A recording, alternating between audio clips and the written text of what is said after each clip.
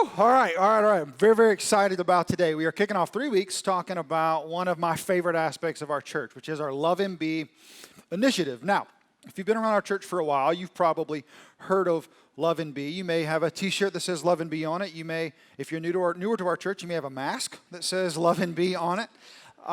You may have served, you may have participated, but you may not know exactly what Love and Be is. And so what I really want to do today is I want to help you understand what Love and Be is and why it matters. And my hope is that you can move from maybe having a little knowledge of it, but I want to move your heart hopefully to become passionate about it. And maybe even become a little proud to be a part of a church that puts this initiative front and center. Now, I know using the word proud on stage, especially as a pastor, has a lot of connotations, right? We're not supposed to be proud. We're not supposed to have pride. Well, I'm going to today. I'm going to be proud, and not only am I going to be proud, I'm going to brag. I'm going to brag today. And you may wonder, how can you brag? How can you brag? Well, because I'm not going to brag about myself. And I'm not proud of anything I've done. What I'm proud of today, what I'm going to brag on today is God. And specifically, the things and the good works God has accomplished through you. I just feel like, especially right now, in the middle of, I say we're in the middle of COVID. I don't really know anymore. Are we at the end? Is this the beginning? I don't know. Feels like forever. Just really felt like God laid on my heart that our church needed to spend a few weeks just celebrating how good He is. And just celebrating, even in this season, how effective He has continued to be to leverage what He's given us to make the world better. And so that's what we're going to do for the next few weeks. And so if it sounds like I'm bragging, I am. But I'm bragging on God. And I'm bragging on you. And I'm bragging on all the good things that He's been able to accomplish. And again, my hope is that we all leave here a little more informed, a little more encouraged, a little more inspired that Love and Be really does matter. And if you're a guest today, if this is your very first time, if you're checking us out online, man, you picked a great Sunday to check in. I hope you'll stay with us all 3 weeks, because I don't know that there's anything that more reveals who Wellspring is than when we talk about Love and Be. So let me go ahead and dive right in and just kind of answer some questions, okay? Number one, the question is, so what is Love and Be? When we say Love and Be, when we have the t-shirts, when we talk about it, what do we mean? What is Love and Be? And this is the answer. Love and Be is Wellspring's initiative to resource nonprofits in our community that are making Horry County a better place. Now that's what that means. It is our arm that extends out of these walls, that extends into our community, and does whatever we can to help the organizations in our community that are making the world a better place. Now, put a little simpler, this is what Love and Be is. Love and Be is Wellspring's attempt at changing the world. We talk a lot about how we want to change the world, and you say you want to change the world, and we want to be world changers. This is how we do it. This is how we are attempting to change the world. Now, we gather in here every week. This is an attempt to change the world, because as people hear about Jesus and they give their lives to Jesus and they become Christ followers, their worlds are changed. But we equally want to take the message of Jesus outside of these walls, into our community. And so what we do is we find great organizations that are already at work in our community, carrying out Jesus' values in our community, helping people that are disadvantaged, helping people that are struggling. We work with organizations that are desperately trying to end the cycle of homelessness in our community. We work with organizations that are helping families step out of poverty and into more financial stability. We work with organizations that work with special needs families, helping to equip them to educate their children. We work with schools that are educating all our children, because education is so key for the future. We work with organizations that are feeding people that don't have the food they need. We work with organizations that are providing safety nets and places for women and children who are in crisis. We work with organizations that come alongside our adoption and foster care system in this state and provide the resources and the help so that children can find safe, loving homes. We work with all these organizations because they are doing the work that God would want done in our community, and they are doing it better than we could do it.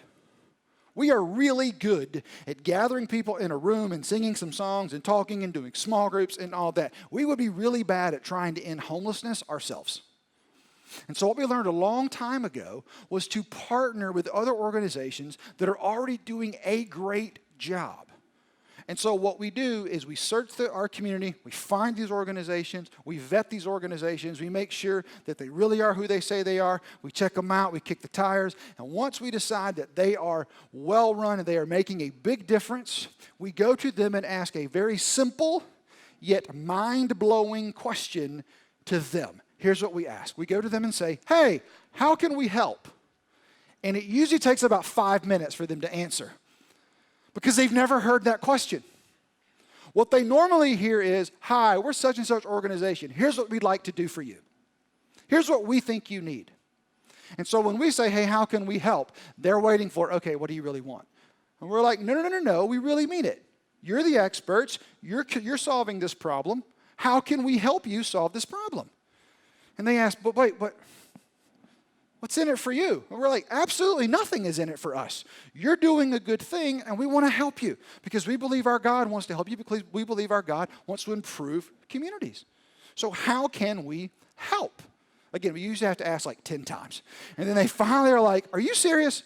Like you just want to know what we need, and you want to help us. And we're like, absolutely. And they go, okay, here's what we need. Money and volunteers. You know why? Because every nonprofit on the planet needs money and volunteers. That's what they need. And they say that to us. They say, really? We need money and we need volunteers. And we're like, okay. So when you ask us again the question, what is Love MB? There's 3 components. The first component of Love MB is give. We give. We take an offering every year that we use to fund our Love MB initiatives, either through projects or through giving directly to organizations that need money. In 2 weeks, we're going to take that offering this year to set up what we're going to do in 2021. We literally give money away to these organizations, and it is because of your generosity that we're able to do that. But not only do we give, Love MB is also, we serve. We serve through Love Weekends. We serve through Love Weeks. Some of our community groups even go serve with some of our partners when we're not doing Love Weekends. We've even had people in our community, people in our church, actually begin doing like long-term volunteering and service with some of our partners, simply just because they got passionate about what they were doing and they liked it and they wanted to be a part of it. And so what we believe is as we hear from these organizations, and they need money and volunteers, so as we give and as we serve, what we believe we are doing is we are effectively loving our community. We're doing whatever it takes to help them feel the love of God by making it easier for these great organizations that are already improving the lives of people in our community. We are making it easier for them to function. We are resourcing them to continue to be the hands and feet of Jesus in our community. That's what Love MB is. That's why we think it's important, and that's what we do. And so we've never done this before. We've never actually taken 3 weeks to talk about Love MB and to celebrate it. So what I wanted to do today is I kind of wanted to step back and give you an overall picture of the total effect Love MB has had since we've started. Okay, because I want you to understand what you're a part of. I want you to understand what this organization has done. If you're a guest, if you're watching on, I want you to understand what you're stepping into and what I hope you will choose to become a part of, because you are making an incredible difference in our community. So I want to give you some lifetime stats of Love MB. This is kind of over the last decade of when we've been doing this. And we actually called the offering something different when we first started it. We kind of didn't figure Love MB out till like 2 years in. But we kind of rolled all that together because we've always served our community. And so lifetime, how much has our church taken up to serve our community? Here's the answer. Over $280,000 has been given simply to give back, simply to serve our community. In addition to that, we have served over 5,400 hours. Now, I'm a nerd, so I did the math. At 12 hours a day, that's a year and 3 months worth of service in our community that our church has given back. And because of that, we've been able, conservatively, to impact over 5,600 families. 5,600 families, so probably closer to 15 to 20,000 people. And be clear about this, these are all people outside our walls. This doesn't even include how we've been able to help the families in this church and serve and provide. That is purely the families we've been able to impact outside of the building. Over 5,600 families, probably 15 to 20,000 people have been impacted by your obedience, by your sacrifice, and by your generosity. Families have had enough food. They found shelter. They've been educated. They found help. And they have found hope because of Love MB. So again, what is Love MB? It's simple. It's Wellspring's attempt at changing the world. Because it's through Love MB that we are able to bring the message and the hope and the love of Jesus to a community of people who may never set foot in our building. They may never come to church here, but they will feel the love of Jesus and their lives will be made better because of what you have done and will continue to do as we continue to love and be together. So that's what Love MB is. The next question is why, right? Why Love MB? Why is this so important? Why is this a thing we talk about as a church? Why do we hand out the masks? Why is it such a big deal? And for us, it really comes down to two things. It comes down to a command and a choice. Specifically, a command from Jesus and a choice to follow it. Because Jesus commands us to do this. And he does this in one of the most famous accounts of Jesus' life. We actually talked about it like 2 or 3 weeks ago. But we're going to talk about it again today because it's so incredibly important. On the last night, he had dinner with his disciples before he was going to go be arrested. And the next morning, he was going to be convicted. And he was going to be crucified. And then Sunday morning, he was going to come back to life. Before that, he has dinner with his disciples. We call it the Last Supper. And he gives them final instructions. He gives them marching orders. We talked a couple weeks ago about how he prayed for them to be unified. And what he prayed for them to be unified around is the command we're going to talk about today. It is the game changer. It is the command that set Jesus' disciples apart, and it is the command that changed the world. And so on that last night, he calls them all together, and he says these words. He says, so now I'm giving you a new command. Love each other. Love each other was not a new command. They had heard this over and over and over, but he adds something new when he says, just as I have loved you, you should love each other. See, they had been loving in their own capacity. They had been loving as they could love. They had been loving as they had received love. And Jesus says, no more. I am now the standard. You are called to love the world, Jesus would say, as I have loved you. Completely sacrificial. Never expecting anything in return. Always doing what is best for the other person. That's what Jesus did. It's what Jesus modeled. And he said, hey guys, I promise you, if you want to get this right, if you want to take my message, if you want people to believe you, this has to be the hallmark of who you are. Love other people as I have loved you. And then he tells us why. Because your love for one another will prove to the world that you're my disciples. Now again, this was a man who could perform miracles. This is a man who could walk on water. This is the man who could have given his disciples the capacity to walk on water. In fact, he did. He gave Peter the ability to walk on water at one point. He could have said, hey guys, that walk on water thing, that's going to be pretty convincing. So I want you to hold church services, fill a bucket with water, fill something with water, walk on it, and say, who wants in? And people would join by the droves. You know, he could have said, your miracles are going to be what convinced the world that you're my disciples. He could have said it is going to be your overwhelmingly convincing speeches. Jesus was an eloquent speaker. Some of his followers were eloquent speakers, and they gave these eloquent speeches. And he could have said, study really hard and make sure you have great comebacks and make sure you become really good at arguing and debating so that you can, through logic and reason, encourage the world to believe what we believe. He could have said that, but he didn't.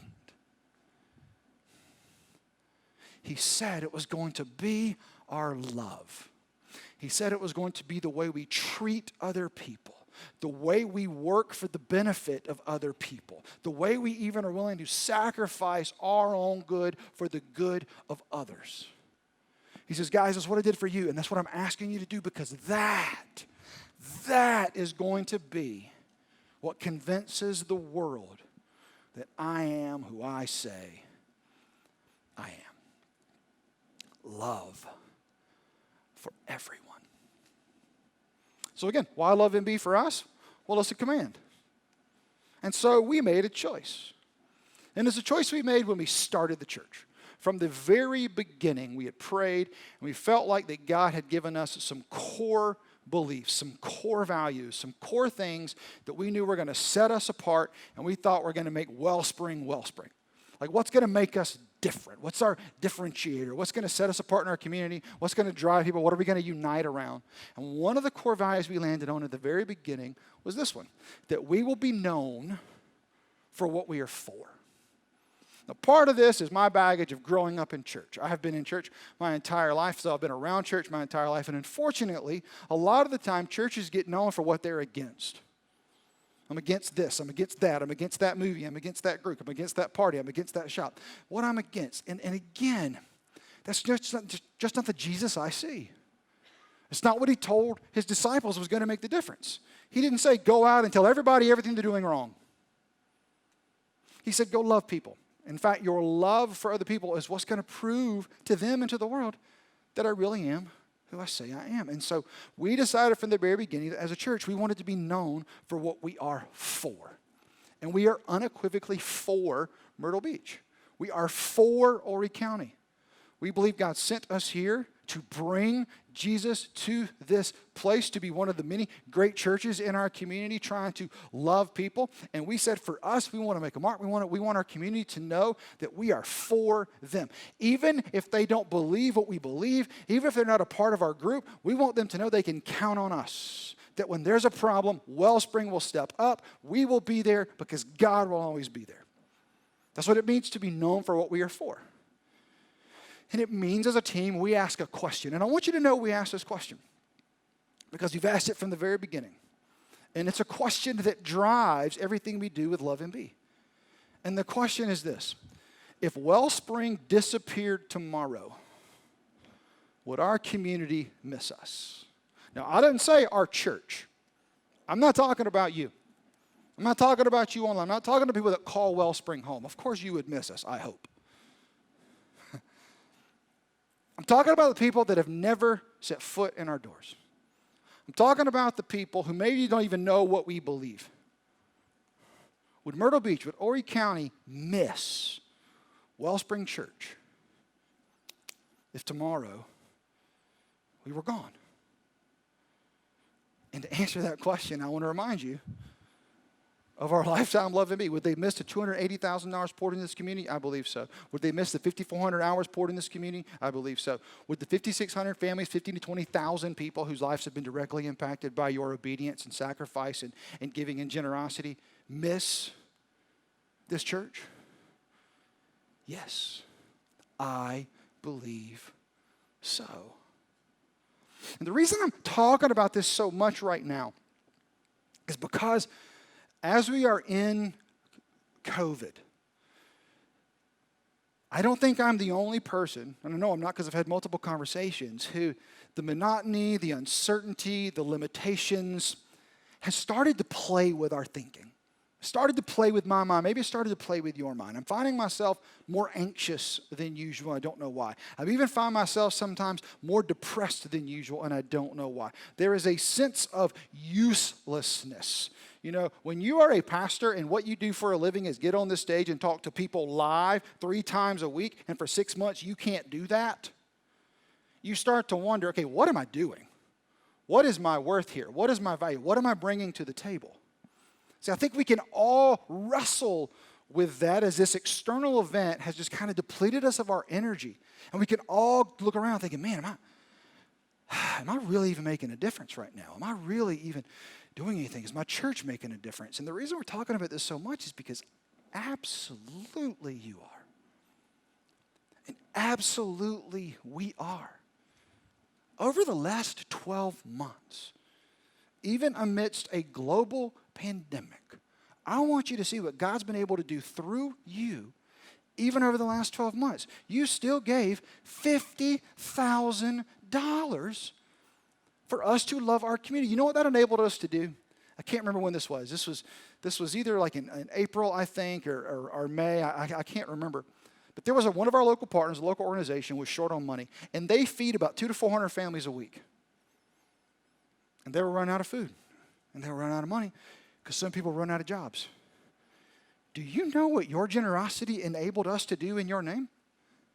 We were able to give that organization $10,000 in the midst of a global pandemic. We just gave them a check. We were able to do that because of you. That's the difference you're making in our community. We were still able to serve over 308 hours in our community. I guess it was masked and distanced. I don't really understand it, but we were able to do it.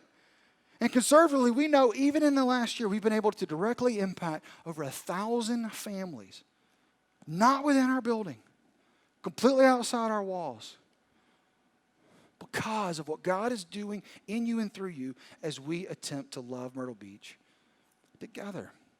And again, I know it sounds like I'm bragging, because I am. I'm bragging on God and I'm bragging on you. And the way I know I'm not bragging on me is because none of this has ever happened when it was just me. Some of you know the story. Danielle and I moved here in summer of 2008 to start Wellspring Church. We knew one person that lived in Myrtle Beach. Shortly thereafter, Beth and TJ Goff moved here with their kids, so we knew two more people. And then Beth's parents moved here, so we knew two more people. And the first Bible study we had in my house to launch Wellspring Church, everybody in that room was people we know. It was just that little group of people. Then God started doing something as we began to serve. See, what we did is we had a Bible study every other week in my house. Every other week in my house started with that little group, and it began to grow. It began to grow because one week in a month we would visit other churches in the area because we wanted to see what God was up to so we could better clearly understand our unique calling in this community. And then the last weekend of the month, we would serve. We would go partner with other organizations that were already doing community service events, and we'd just show up and say, hey, how can we help? And at first, it was just our little group. But something amazing happened. Every time we'd go serve, we'd have conversations with the other people that are serving. The other civic groups were there. And they'd be like, why are you here? And say, we're starting a church. Well, where does it meet? In my house. Well, that sounds creepy. And let me know when you start real services. That's horrifying. But eventually, people began to latch on. And that was literally those monthly service opportunities where other people joined us, and then they began to join our group and began to join our team, and that was how we were able to launch Wellspring Church, through service. It was a heart God gave me, but it's never moved anywhere without you. It's never moved anywhere without other people jumping on board. Trust me, I'm well aware of what I'm capable of, and it's not much. But a group of people who are committed to what God wants to do through His church, well, they can change the world. And so that's why I'm so excited about this. And that's why I hope you become passionate about this, because you are making a difference. And again, here's why this matters, and then we're done. Here's why this matters. As Christ followers, as Christians, if you consider yourself a Christian, there's a very basic core belief of Christianity, and it's this. Our belief is that our beliefs change us. Belief. It's not about performance. It's not about being good or bad. We can't earn salvation. It's simply by faith. It's belief. It's believing Jesus is who He says He is. It's believing He did what He said He's done. It's putting our faith in Him. That's what changes us. In no way can we perform our way to heaven. In no way can we earn salvation. It is 100% a gift, and all we have to do is believe it. Okay, so that's incredibly important. Our beliefs change us as Christians. But what Jesus made clear through His commandment is that there is a next step. While our beliefs change us, it's our behaviors that will change the world. It is the way we live out those beliefs. It is the way we bring His love into a world that desperately needs it. Because our behaviors in His name will make people more open to the beliefs that drive our behaviors. And we always want to flip it. We always want to put the beliefs first. You have to believe what I believe. And Jesus says, no. You believe what you believe. If you want them to believe in me, you have to behave like me. That's why you believe in me, is what he would say to the disciples. You believe in me because I behave like I behave. If I mistreated you, if I was unkind to you, you wouldn't follow me. And so Jesus is simply saying, hey, for the rest of the time, you believe in me because you've experienced my love. You want them to believe in me? Let them experience my love through you. So real quick, what is Love MB? It's like we've been saying. Love MB is Wellspring's attempt at changing the world. Because it is the way by which we can bring the love of Jesus to a community that desperately needs it. And you are doing that, and you are playing an amazing role, and I'm so privileged to be your pastor. Next week, we're going to talk about our next Love Weekend, and as I said, in 2 weeks, we are going to take the offering that is going to propel Love MB for 2021. And then as we do that, we thought it'd be really, really cool and also really important for you to see past this initiative to the people behind it. We wanted you to get a glimpse of some of our partners. And over the next few weeks, you're going to hear story from our partners. You're actually going to hear story from some of the people whose lives have been impacted by your serving and by your giving. But today, we wanted to just highlight one of our oldest partners. Because the more you believe in our partners, the more you're going to believe in Love MB. And so the partner we're highlighting today is Habitat for Humanity. We have been working with them for years as they work to improve the lives of people here in Myrtle Beach. And so as you not only are encouraged today by what God has done, but by what God has done through you, and as we all begin to dream together about what God might do through us in 2021, I want you to be encouraged at the caliber of our partners, at the work they're doing, and how our giving and our serving is making it easier for people in Myrtle Beach to feel the love of Jesus, which is the entire point. Check it out.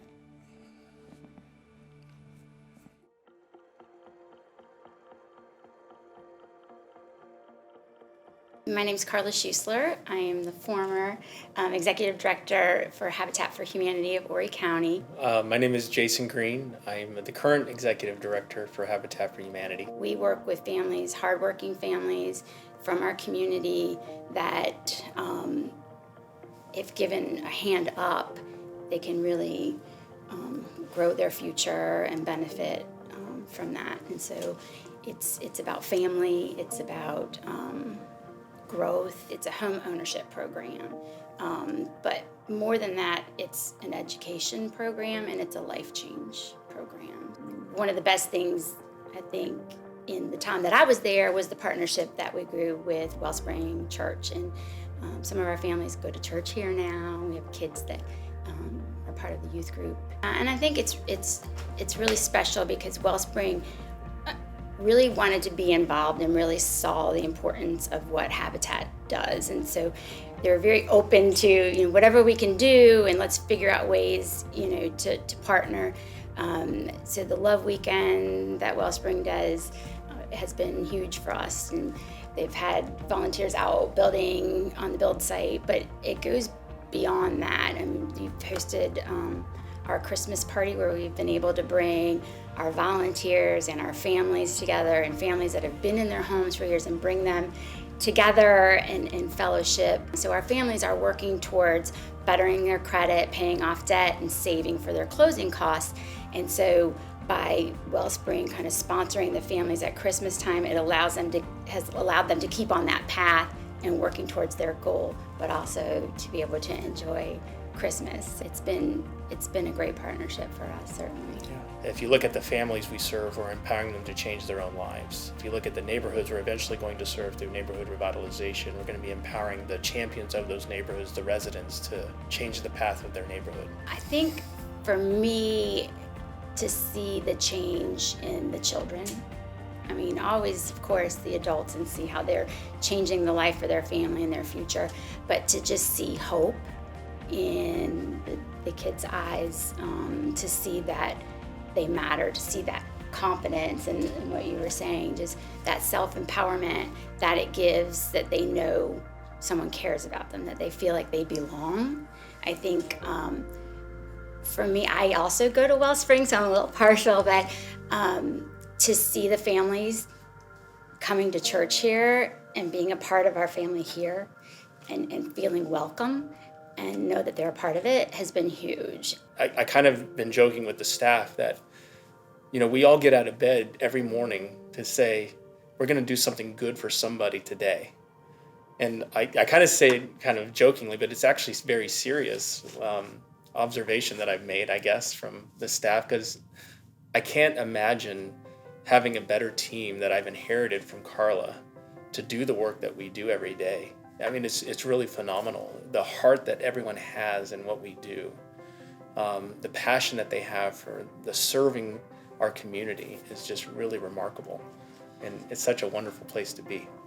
So we have quite a few things that we're getting ready to do. Still preserving our very core mission of building safe and affordable homes for the deserving families in our community. We're not happy with just building 7 or 8 homes a year. We want to double that in the next 5 years.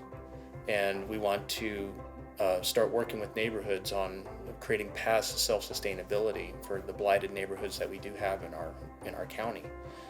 And then we also, I think fundamentally, we see that there's a sustainability piece that we can add by adding a second restore that we have. We have a retail store where we sell furniture and housewares and those sorts of things.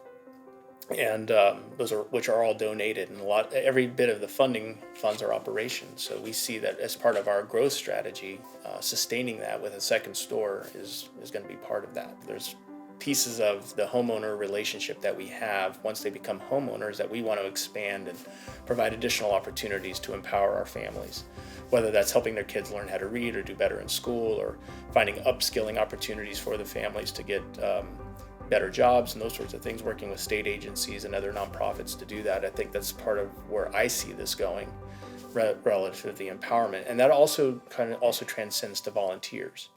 We see volunteers as our lifeblood. They've always been our lifeblood as an organization like this. And we see that the volunteer experience needs to be brought to a level where it's not just coming out to build a home, it's the entire experience about volunteerism and wanting to come back time and time again to get involved with what we do. Depending on your own skill set, there's a place for you within Habitat's family. So if you're really interested in helping coach and mentor folks, there's an opportunity to mentor the families through the Family Services Program while they're learning their financial literacy, while they're going through their educational process to be good stewards of their own financial future.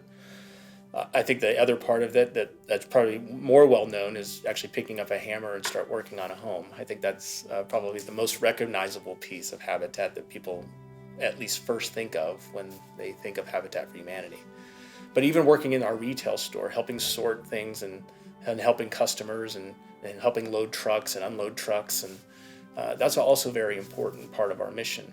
The restore operation is a great funding tool for our operation. So the donations we receive and the wares that we sell fund a large part of what we do. Even beyond the core functions, the volunteerism can extend into the future into helping neighborhoods with planting and pruning and painting when we start to launch neighborhood revitalization, and then helping still guide those stakeholders within the neighborhoods to really do well and learn kind of the civic duty that they may have for their own neighborhood to kind of guide it in the direction they want to go. So Habitat being a part of Wellspring's Love MB has been huge for Habitat over the years. I've literally seen firsthand what the Love has been able to do and accomplish. And we've had a family that started in New Directions, which Wellspring has loved New Directions as part of the Love MB. And our interaction with them allowed us to meet this family, who then was able to go and enter into our program. And Wellspring was actually able to provide a home for this family, and they are now homeowners. And their son just actually went away off to college and got a scholarship. So their oldest son, and there's 3 more after that. So I think just that love piece, it really does change, and it really can change the world, and it changes the path of that family's future forever. And together we've been able to do a lot of that. And so Love MB has been huge.